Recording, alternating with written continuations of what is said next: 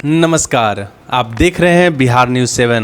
बिहार के उप मुख्यमंत्री तारकिशोर प्रसाद का मुजफ्फरपुर के गोबरसही चौक के समीप भाजपा नेता व कार्यकर्ताओं के द्वारा भव्य स्वागत किया गया। इस दौरान जिला भाजपा कमेटी में एक खुशी की लहर देखने को मिली। वहां डिप्टी सीएम तारकिशोर प्रसाद ने कहा कि एक बड़ी जिम्मेदारी बिहार की मिली है, इसे तरक्की की ओर ले जाना है और भाजपा को जो जनादेश मिला है उसका सम्मान करते हुए हम लोग बिहार के लिए काम करेंगे। क्या कुछ कहेंगे आज? एक बड़ी जिम्मेदारी बिहार की मिली है और जनादेश के अनुरूप बिहार को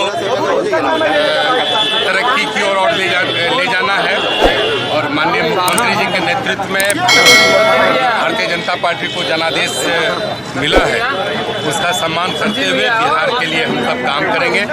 हमारे जो एजेंडे हैं उस पर हम सब काम। शिक्षा मंत्री पर आरोप लगाए मेवलाल चौधरी। नहीं देखिए, इस सब अभी वो आरोप है तो फिर तो मामला देखेंगे क्या आरोप है।